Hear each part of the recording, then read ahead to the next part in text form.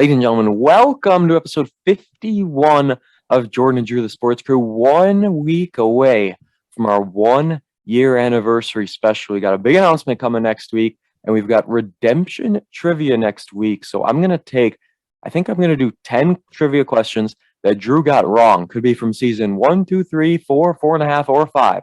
We're taking all those past seasons, trivia questions Drew got wrong, and we're going to put them together next week for a special one-off edition of trivia. Season 6 of trivia will begin starting episode 53 or 54. No trivia this week, coming off a 50 trivia question week. Episode 50, Drew, it's in the books. It was an amazing episode, did very well as well. How are you doing on a Sunday morning?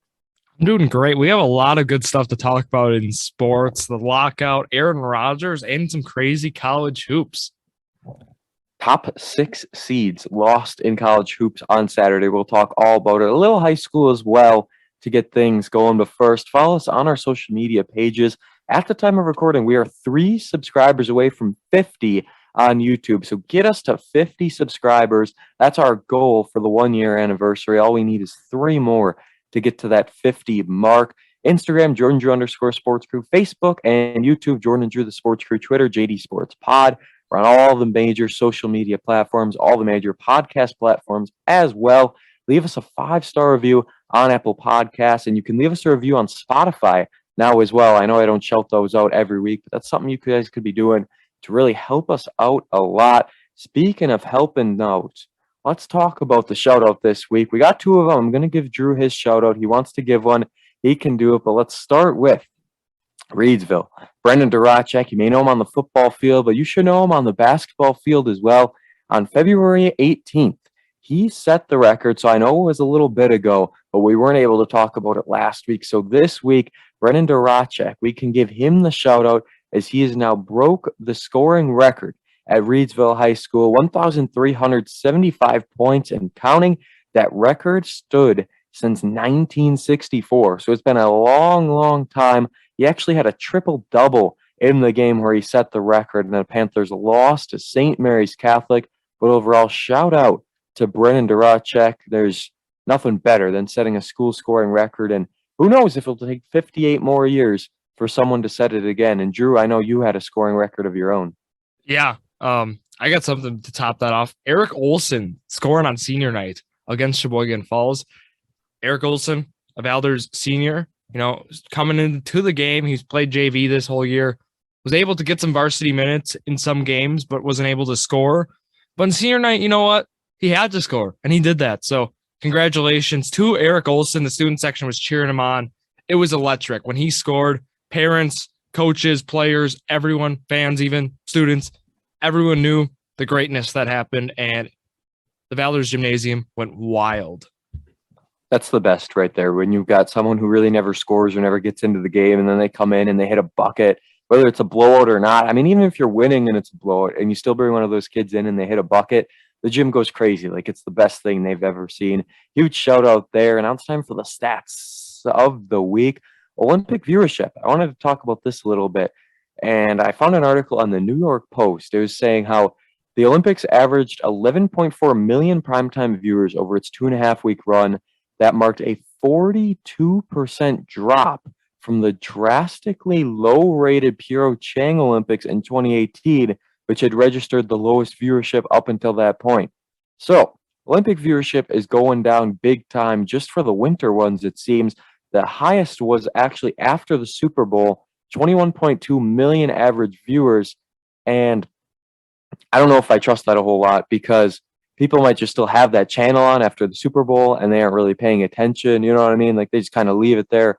They're out doing their own thing. So that getting the highest is not really, doesn't sit up too well with me. But Drew, back-to-back years of the Olympic viewership going down. I mean, I feel like this year, and it gets a little of an asterisk next to it because we just had the Summer Olympics, but still, I don't know what the Olympics can do to get them up, but dropping almost 50% from what was already the lowest, this isn't a good sign. Yeah, talking about the NBC Sports, the Super Bowl being on NBC, and like you said, the chance of leaving the TV on and just playing after was up there as well. But look at even the advertisements. They were advertising it a lot during the Super Bowl. So It seemed And it was more, like winding down Super Bowl time as well. So yeah, it seemed like a reason for a lot of viewers and overall viewership in the Winter Olympics. I'll be honest, I didn't watch a lot of it. It's not exciting.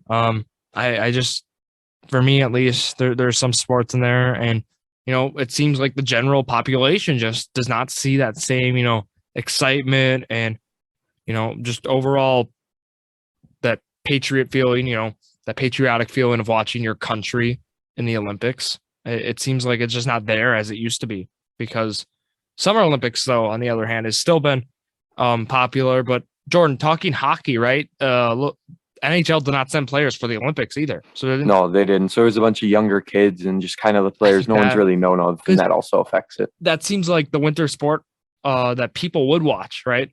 That's the only one I watched. Yeah, and that's why I think of situation with even the pandemic. I think that just really hurt the Winter Olympics, especially. And we're not trying to dog on the Olympics. These athletes are talented. They are phenomenal people. We hope the viewership goes up. I'm just stating, like, it's been seen as boring. It's been seen as there's better things to watch. I like talking about possible things you could be doing.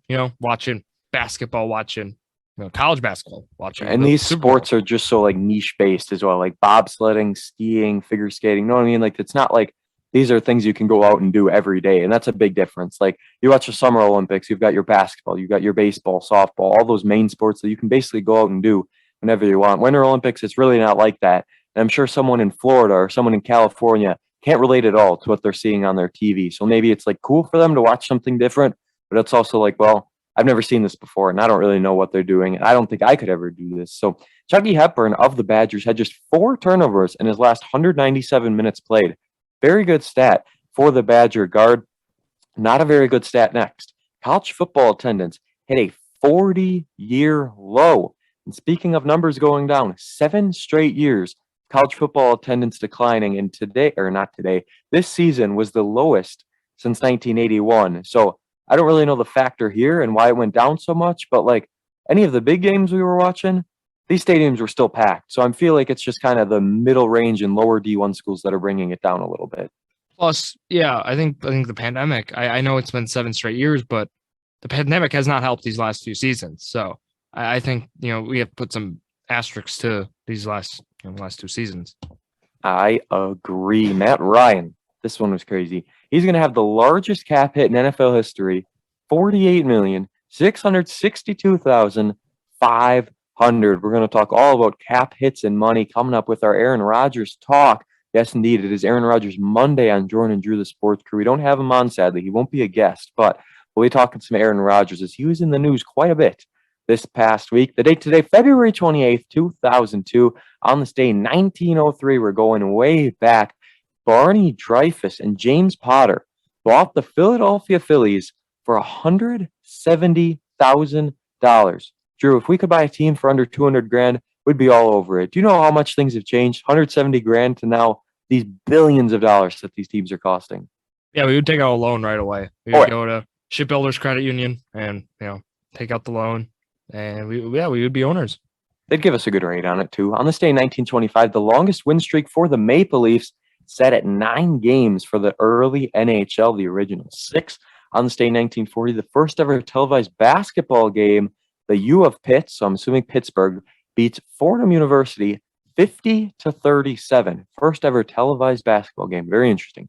On this day, 20 years later, in 1960, the home team, United States, wins its first Olympic ice hockey gold medal at Squaw Valley with a 9-4 win over Czechoslovakia. On this day, 1967, Wilt Chamberlain, we got 2 NBA records coming up here. Wilt Chamberlain, on this day, 1967, sinks an NBA record 35th consecutive field goal. I'm assuming that wasn't just in one game.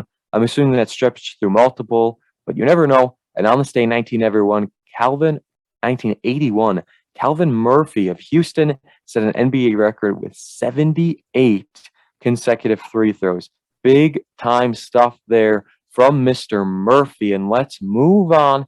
And we're going to talk Packers right out of the gate. They have been making some big time moves, and there are multiple contracts being restructured. Let's start with Kenny Clark They created 10.892 million in cap space.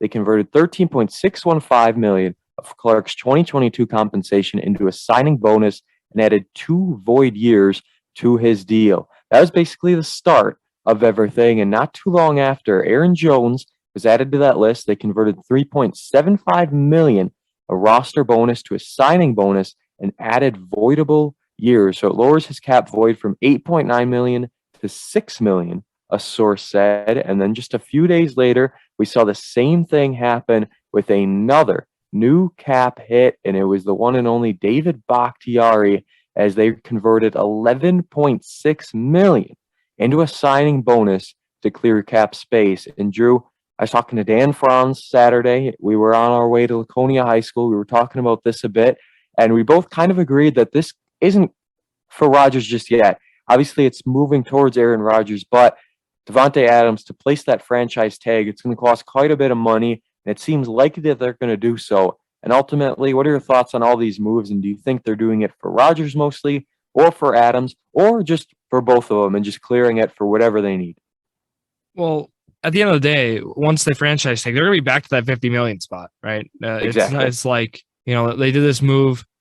It's really like they did this move to franchise tag Adams. I think is the first thing, but like obviously Aaron Rodgers is the priority still. So I think, you're gonna either way they're gonna have to clear up 50 more million. And I guess you could. Well, Aaron Rodgers is the true priority, of course, but it seems like once they're gonna take Davante Adams first, and then I feel like that's the likely scenario, because if you tag Adams, then it's going to be a lot easier to get Rodgers back. Like, Adams is the first priority for Rodgers, has to be. Yeah, but in the long run, Rodgers is the priority. That's how I absolutely. That's how I look. But to get there, you got to take Adams first. That's exactly, and that's how they're. I think they're going to go about it. So it's looking good, and you're really able to get around the salary cap in the NFL in ways we don't see in other sports. So being able to convert things into signing bonus, the void years, it's just offers a lot of strategy, and Brian Gutekunst has been able to take advantage of that. So it's looking good in the offseason right now for the Packers, but obviously those two are priorities, and there are other guys, of course, who you want to sign back, but these two guys just pop off the page. But I'm happy with it so far. I agree, and we also do want to talk about Aaron Rodgers. Greg Jennings. So I think it was on Friday, a rumor came out that Aaron Rodgers wanted $50 million a year, and he wanted to be the highest paid player in the NFL. And Greg Jennings, on First Take, maybe it was, one of those stupid morning talk shows where they just sit and talk for hours every single day and say a bunch of nothing. They were talking about, Greg Jennings had like a 4-minute rant about how Aaron Rodgers is the most selfish player in the league. And when he was with Aaron Rodgers, Rodgers told Jennings not to do this and that, blah, blah, blah, blah, blah. A quote here says, Aaron Rodgers has been a very selfish guy. I go back to personal experiences. His words to me were, don't be that guy. All of a sudden, it's about the money. And to the surprise of no one in the Packers organization, a lot of people came to bat for Aaron Rodgers. Kurt Benkert sent out a beautiful tweet. He said, yes, first sentence, L take, lots of salt. Get a new narrative to spread. 12 is the most generous and thoughtful person I've met in the league, not to mention the back-to-back best player. It sounds like it comes from a person that wanted to be that guy, but wasn't. So ending with a very sour taste and just a great response over to this. We love to talk about Pat McAfee on the show as well. He actually texted Aaron Rodgers, and Rodgers told him that there is no truth to that narrative at all. We have no clue where this $50 million number came from, but I would assume Rodgers doesn't want that number at all. Sure, he wants to be one of the highest paid, if not highest paid players in the league. And when you're back-to-back MVPs, you deserve it. But any other final thoughts on Rodgers right now in that $50 million range, or just the Packers as we move ahead in time? Well, yeah, John Kuhn also commented, and he brought up some great points as well. I think I'm shocked to see Greg Jennings. We've seen him time and time after actually come out against Aaron Rodgers now that his career is done. And maybe you could say publicity, you don't know. You don't know with a guy like Greg Jennings. And it seems very weird because come on, Packers are going to choose Aaron Rodgers over Greg Jennings any day of the week, whenever. Yeah, it doesn't even make any sense. That's why, he's kind of just hurting his relationship with Green Bay, the fan base, the city, I'd say at that. But yeah, looking at the Packers, we've seen Aaron Rodgers never really be the highest paid guy in the NFL. If you look like with other guys getting these big deals, maybe for a season or two, but it ends up always being, another guy right now, like Matt Ryan with that massive. Yeah. Matt Ryan definitely deserves to be a higher paid player. Mahomes is up there. Yeah. If you look, the guys who've gotten the massive extensions, I'm saying. But Aaron Rodgers, I'm sure, he would want to be, but at the end of the day, he's willing, everyone would want, if you could make the most, you would make the most, right?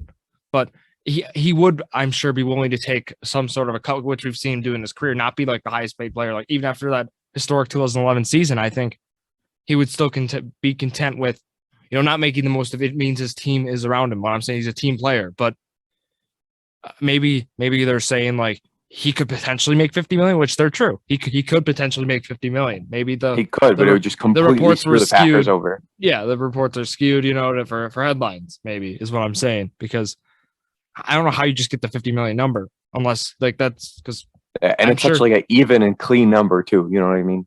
And that's what his market value probably is around because of how his performance. But he's a $50 million quarterback. It's just he won't sign for that because I don't think he's that selfish guy. Yeah, he's not that selfish guy. No. So to kind of put a bow around this, I think he will sign for something under 50 million. I think he returns with Green Bay. I will stick with that. We've heard, even when we heard on the McAfee show, I know he didn't really reveal things, but it sounds like he's content with staying with Green Bay. And I know they described it the last stance. I think we'll get a few more go-arounds, maybe 1 or 2 years. I'll throw those two numbers up because I don't think Rodgers is going to want to play till, the 43, 44 that Tom Brady played. He seems content with his life. He seems at peace.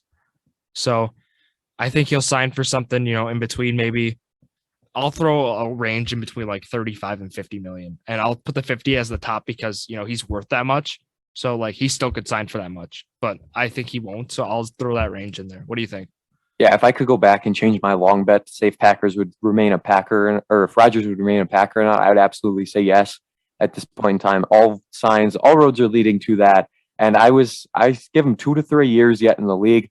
Say he signs a 3-year deal for whatever, $110 million or something, right? Say he would sign something like that, and then he wins the Super Bowl next season. I think there's a good chance he could retire and just be done. I feel like if he wants that ring, he's searching for that ring, and I don't see him going anywhere else to get it now. And I don't know. It's going to be very interesting to see what happens with Rodgers, but a 2 to 3 year deal is what I expect him staying with the Packers. Likely, I think he'll get a 2-year deal, and I think that's kind of where they'll be. It'll maybe have an option for after that, but I doubt it. I don't think Rodgers is going to play a whole lot longer, like you said. And let's talk about baseball. You want to talk about playing? Are we getting somewhere? Will there be a deal today or not? The MLB has announced, and we know all about it. They will start canceling games today. On Monday, they will cancel regular season games if no deal is met. Players won't be getting paid for those games. They won't be rescheduled. Spring training got pushed back 3 more days already. And some people around the league are saying, I think they met for 5.5 hours on Friday. Nothing was met. They met again for a very long time on Saturday. They're actually meeting today, Sunday, as we're recording. So they're meeting nonstop. Luxury tax is one of the big things yet that they got to figure out. I know they were basically set with the draft lottery, I think, but Drew, I know you know a lot more on this. And you're able to expand on the MLB, and if a deal will finally be made today, final day, they can do something if they want to actually get the season started on time. Look, we talk about procrastination. Let's say there's an essay due, that you've got your group project and you're going to wait until Sunday to do it when it's due. Yeah. And I think you can take that analogy. I think you can put that right now on what baseball's going on. I think both sides are stalling out until someone makes a move. But now with a deadline like this, I think they are going to hit it. But there is potential. These owners, and I'm not going to, try to be harsh to them, but, they don't necessarily care if some games are missed because they're not losing money. They will be. They've got all their money. They have enough money. Players are going to be the ones losing money, right? The fans are going to be the one losing the experience. And at the end of the day, it's you can categorize it with greed, and both sides have wants that are not going to be met. And at the end of the day, they're going to have to meet in the middle. And yeah, supposedly they're in some sort of striking distance thing, but there are some things I want to talk about from really Fridays. Fridays and Saturdays news that was going on. But we saw Friday's meeting, it ended and it didn't really look too well.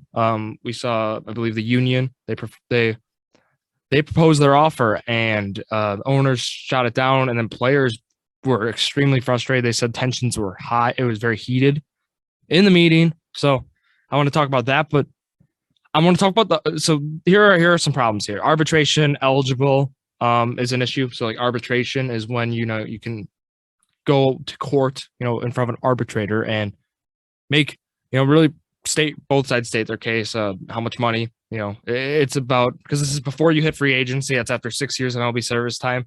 MLB's weird with it, and after then what you can do is, and in between those years 3 and like 5, you can be arbitration eligible. But what's happening now is the league, because players, at the end of the day, players want to hit arbitration, and eventually they want to hit free agency as fast as possible, because that's more money you're going to make instead of being on these rookie deals. So, look at the 3 Brewers. Yeah. That's what we want to talk about with the rookie deals. All of those guys, Woodruff, Peralta, I mean, into Burns as well. Insane how little money they're making. And the whole idea is, which you got to look at the small market teams. The small market teams, they want this to be the 6 years, because this is how they're going to compete. They can't compete, if a guy hits free agency in 3 years. And then completely unfair. You go to LA, you go to Chicago, you go to New York. That's at the end of the day, that's what it'd be. You'd go to and LA, we've seen Chicago, it time and time again. So that's my whole thing. And it's, or you throw Texas in there, look at the money they've spent.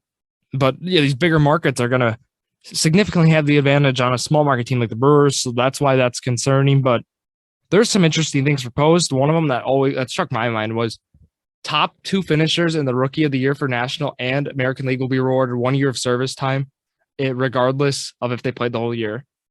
So for example, let's say you play half the year, or you play like 100 games. You're not on the 25-man roster the whole year. You get called up in May and you win Rookie of the Year. Aaron Ashby.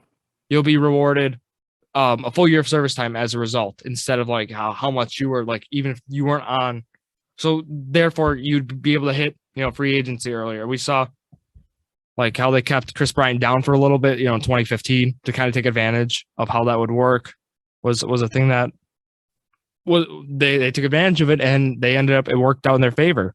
But let's talk about right now the CBT is a problem, big problem. They proposed $245 million in 2022, $250 in 2023, $257 in 2024, $264 in 2025, and $273 in 2026. And so it's slowly going up every year. That's the proposed right now. And there is a significant difference in the numbers for that. It's millions. Oh, it wasn't even close when I looked at it one time. The luxury tax is with that. It's the bargaining tax, I believe. The balance tax, my bad. But it is just a wide discrepancy, and I don't know what they're going to do, because that is like, how do you even meet in the middle? When you get off to read these numbers, it's like, where are they going to even find a compromise? Yeah, and that's between, it's another thing with the small market teams, because they're going to want that to be like, smaller, or like a lower number, because they want to compete. And at the end of the day, in order for them to compete, it's gotta be a lower amount. And I think that, well, that's really the main problem right now.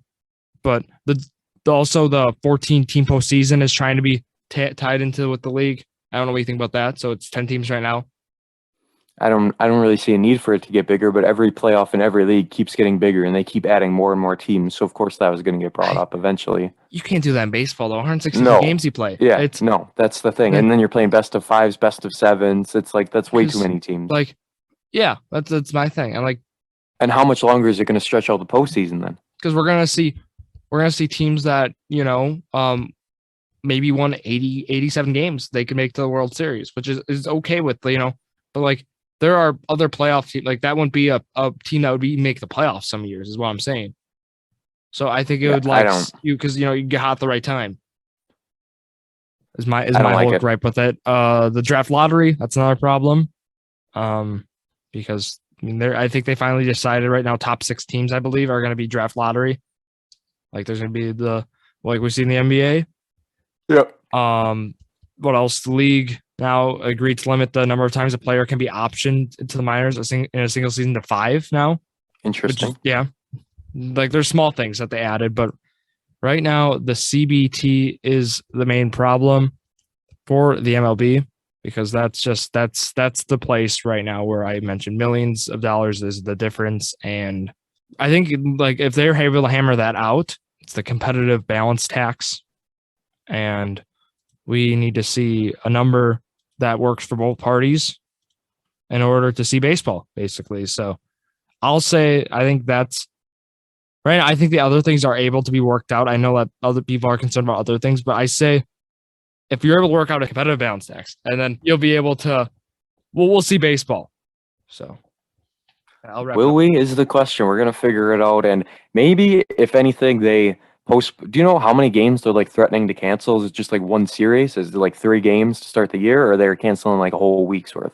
I think it'll be a whole week's worth is my Okay. prediction.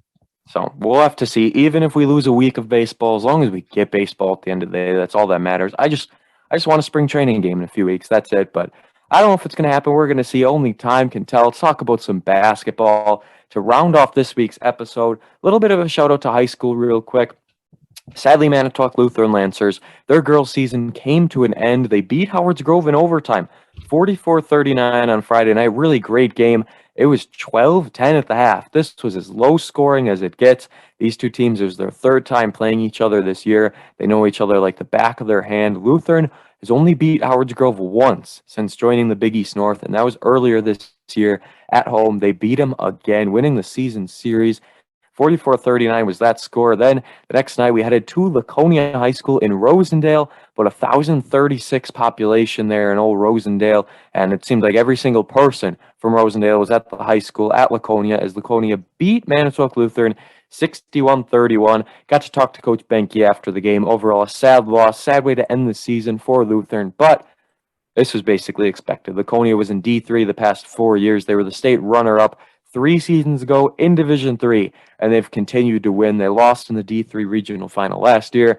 They made sure that did not happen this season. They dropped down a division, lost about 20 enrollment, have 100 more kids than Lutheran, and at the end of the day, that's just how it works in high school. And if you're able to kind of just cheat the system, is like what I like to call it for football especially, and do your best in a smaller division, you might as well. I think they're going back up to D3 next year, but we'll have to see. D1, Sectional 2, this Friday night, Manitowoc Lincoln makes the trip to Marquette High School, where they try and prove that they got screwed and they should not have been a 10 seed. Some could argue that they should have even been an 8. I understand they were 1 win away from that 500 season, but I think a lot of people believed that the Ships, with their strength of schedule, with the teams they were playing, not only in that first CC, but their non-cons as well, they should have been able to host a game at the JFK.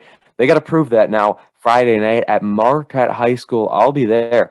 I'll be doing that game as well. Damon Ryan, Dan Franz, and myself, 3-man crew at Marquette High School. Can't wait for it. Before that, though, on Tuesday night, Sectional 2 of Division 4, I will be at Oconto High School. Another team that got absolutely screwed. Manitowoc Lutheran has a better record than Oconto. They're certainly in a better conference to what I know, but Manitowoc Lutheran is the 9. Oconto is the 8. They play Tuesday night. We'll be there at Oconto High School. The winner of that game plays Roncalli Friday night. That's the big one. Can't wait for, hopefully, a Roncalli Lutheran rematch Friday night at the Jet Hangar. I think Roncalli will handle Lutheran this year. They beat him earlier in the year without Ethan Menges. This will be a rematch. Obviously, you all remember last year, it was the regional championship, right? Regional final. Yeah, the regional final. Manitowoc Lutheran beats Roncalli. Big ol' upset last year. They got the job done. And Drew, that's all we're going to say, because tomorrow, you and Robert Shimmick with your probably half an hour or so EWC breakdown. Only half an hour you're giving us? I don't know. I don't know how long it's going to be. Robert Shimmick on the mic with me talking EWC hoops, especially now playoff time. Postseason, baby. We'll wait and see how long it'll be, but Valders, they play Destiny on Tuesday. That's gonna be interesting. And they head then, I believe it's St. Mary's Catholic. It's by Fond du Lac, another one. And that team, they I believe beat Kiel by 2 only. So like both these and common opponents wise, they're very similar. Like St. Mary Springs, it is. Yeah. Did I say? I said St. Mary Catholic. St. Mary Springs. There's too many. Thank you. St. Mary Springs and Fond du Lac area, and like Valors could easily upset them too. So All I'm saying is, it might be looking good for Bowders. I'll probably be in B-Town for some games, brilliant. So I'll be able to comment on those as well. But it's looking. EWC playoffs are starting up, or I guess really WIA playoffs, but EWC teams in the playoffs. So it'll be lengthy, but it'll be fun. So I also want to mention one more thing with the competitive balance tax, what's going on, because just one brief thing with baseball, just going there a little bit. We could find an agreement at 225 to 230 million tomorrow or today, technically. So that I just want to mention that because right now the two sides, they actually like lowered it a lot. Like now we're talking good. Like a $10 million, given on some side. So just wanted to point out we actually might see baseball, because that being the biggest problem is now getting a lot closer. I can't wait. It's going to be just give us baseball. That's all at this point in time. That's all we want. Playoff time for high school coming up, and college hoops. We got to talk about these. These are our bet of the week. I'm going to have two bets. We'll talk about them when we get to it. Last week, the Minnesota Wild, they went 0 for 3. They did not win a single game. So Drew took the under. Both of us now are 5-7 for the bet of the week pool. There's really nothing going for this. Just keeping it up every single week until we get back to baseball when we do our Brewers prediction challenge for the week. See how they do. So fun last year. I pulled it out. It came down to the World Series, and I ended up getting it right, predicting that the Braves would win. So I did want to say for hockey real quick, Saturday night was the NHL Stadium Series from Nissan Stadium. The Predators lost in Nashville. They lost 3-2, but it was a beautiful atmosphere. I got to watch little bits and pieces of clips I saw online. Great stuff. And also in the world of hockey, Saturday night, Drew, an NHL game ended with a 10-8 score. 8 goals were scored in the third period. Can you imagine being at that game? Wild. Get it? It's like the All-Star game. I absolutely do get it. The Minnesota Wild, they need to improve. 0-3 this past week. It's not going to cut it. Let's talk college hoops. Saturday, we all know how wild, wink, wink, of a game that was. Monday, just talking about last Monday, Baylor barely escaped. They only beat Oklahoma State by 2. UCLA and Ohio State only other ranked teams to play on Monday. They both got the job done. Big upset of sorts on Tuesday. UConn, they were ranked 21, and they beat Villanova by 2. Big old Big East upset. And what were your thoughts on this? Do you think UConn has a chance to make a run this year? Yeah, I'll talk about UConn. Well, Dan Hurley got ejected that game. That's a coach for no reason. Pumping up the crowd, which was ridiculous. But yeah, this UConn team actually, I've been a fan of. I talk about some of the guys, RJ Cole. We got Sonogo.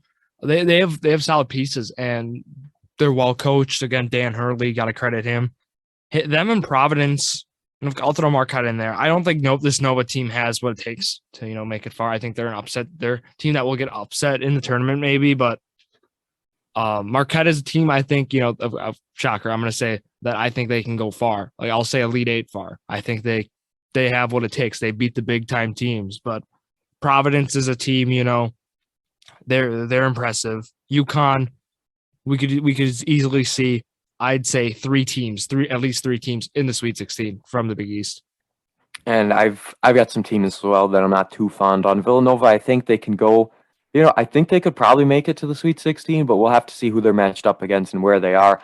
I don't trust Auburn or Arizona. I really don't. I know they're ranked high. I know they're good teams, but I don't trust them. They don't have enough big-time experience. If any team is going to make it out of that bunch, it'll probably be Arizona. I think they have a chance to go kind of far, but we'll see. Bracket time. We're going to do a big old bracket challenge through the Pod League, and we're going to do a bracket episode as well where we make ourselves a bracket. You'll have to pay to get in, but trust me, it'll be worth it if you end up winning that bracket.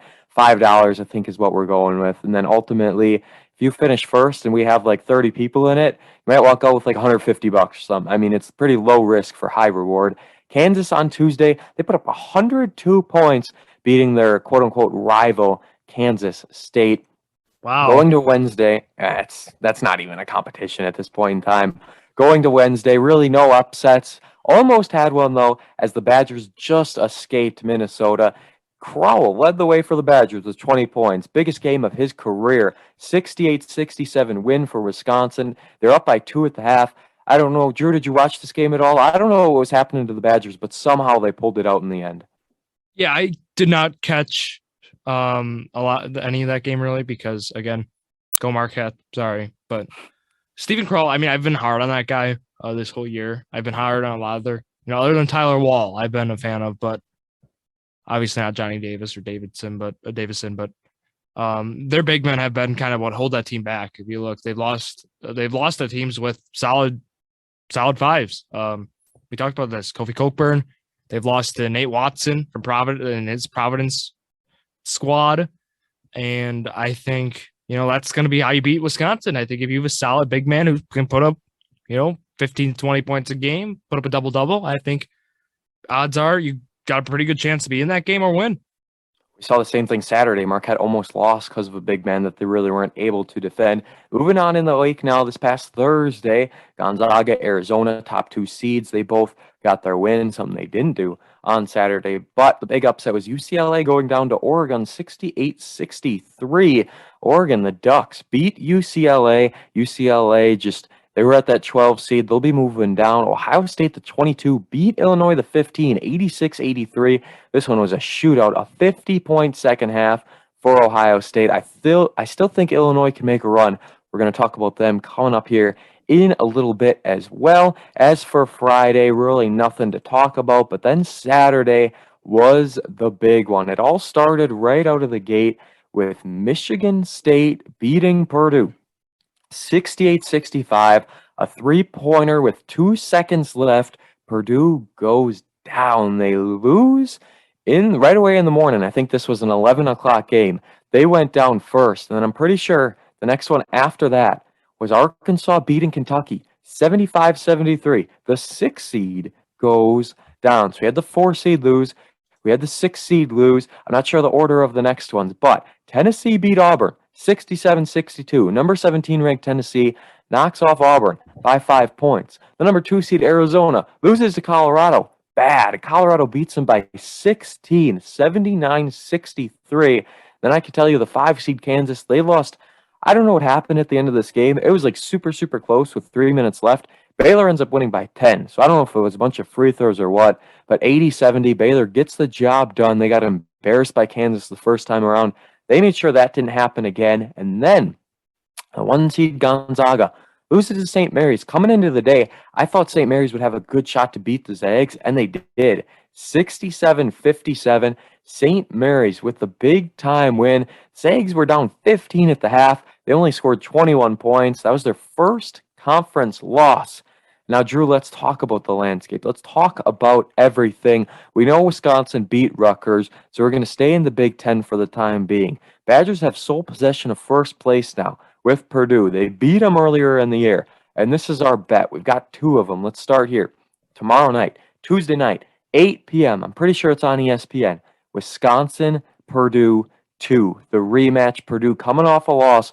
Badgers coming off their win. Purdue wants to avenge not only their most recent loss, but their loss to the Badgers earlier in the year where Johnny Davis had almost 40 points, put the team on his back. I don't think he can do that again, but you got to give the Badgers credit. They're at home, so they're going to be our favorite in the bet of the week. Badgers, over, under, 2.5 versus Purdue.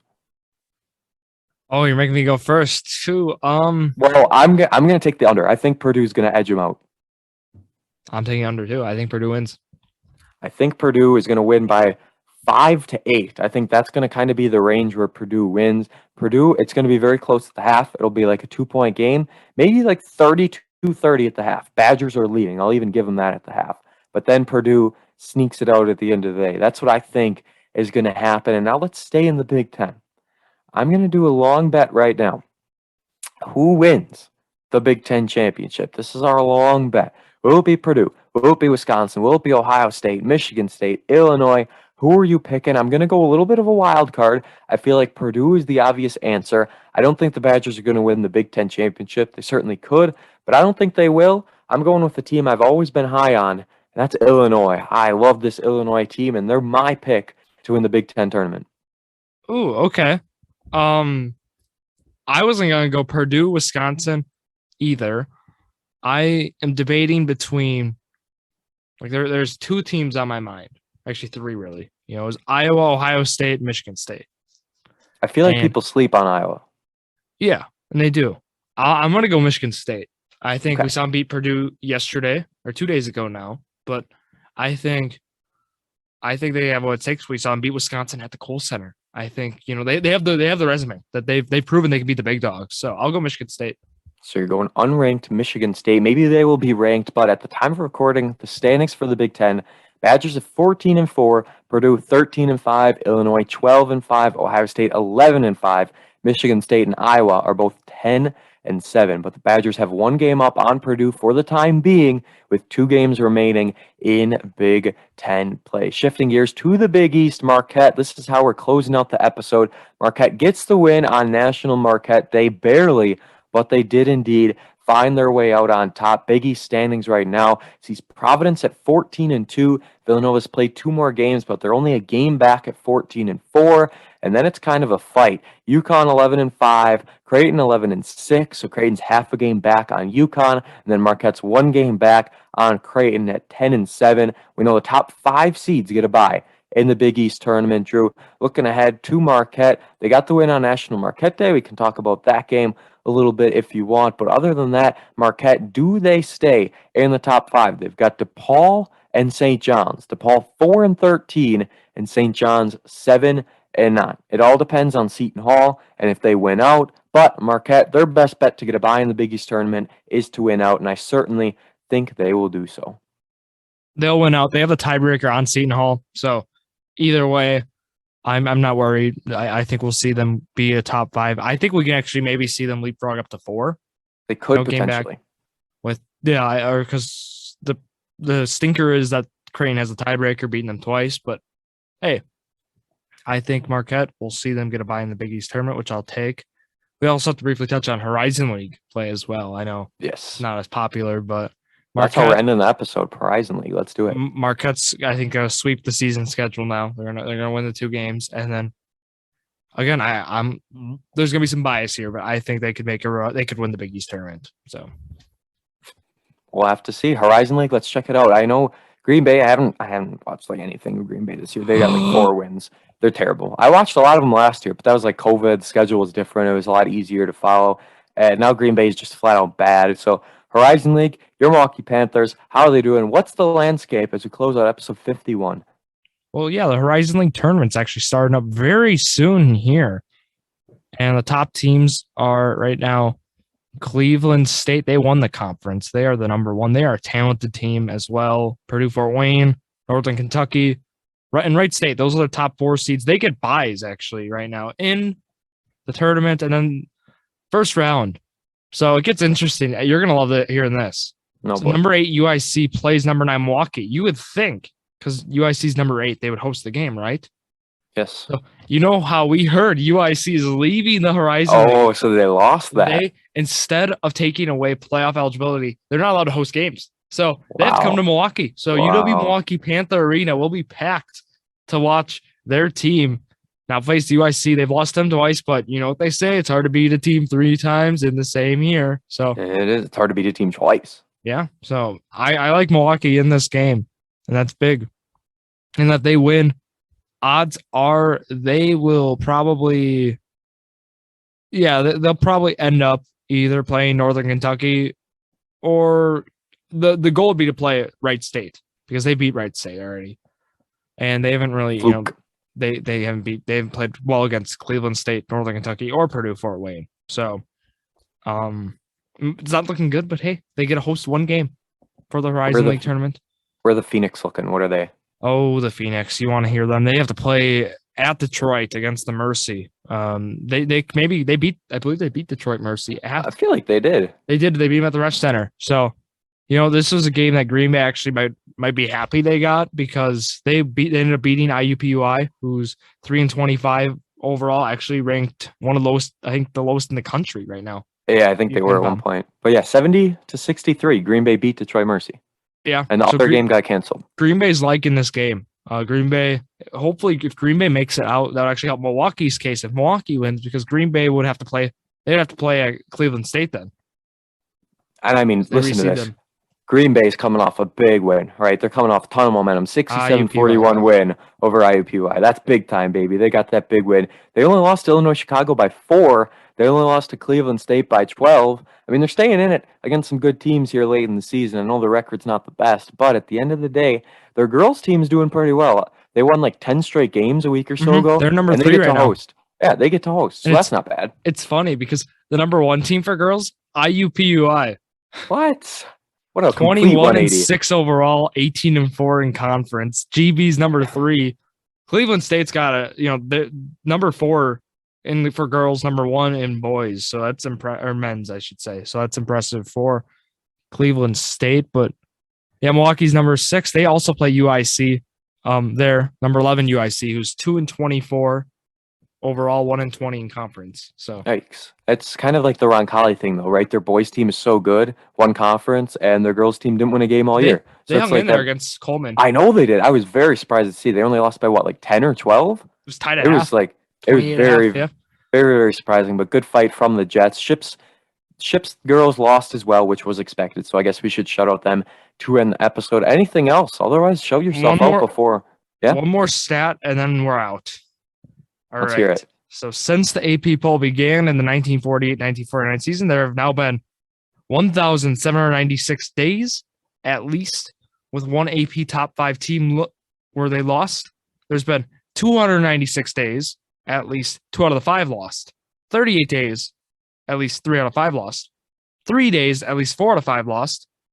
And then 1 day that all 5 lost, and that was Saturday. So, and there's never been top 6 either, so you can even take it one further. Right, I could even go one step further like that.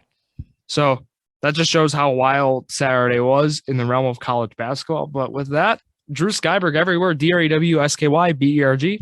And don't forget tomorrow, big one. Drew Skyberg, Robert Chimrick. They'll be talking all about EWC, previewing the tournament for the boys. Who's going to go where? Who's going to play who's going to fare well against what teams? That's going to happen on tomorrow's EWC Boys and Girls Basketball Breakdown. Thank you all for joining us and listening to another episode of Jordon and Drew, the Sports Crew, the perfect podcast for you.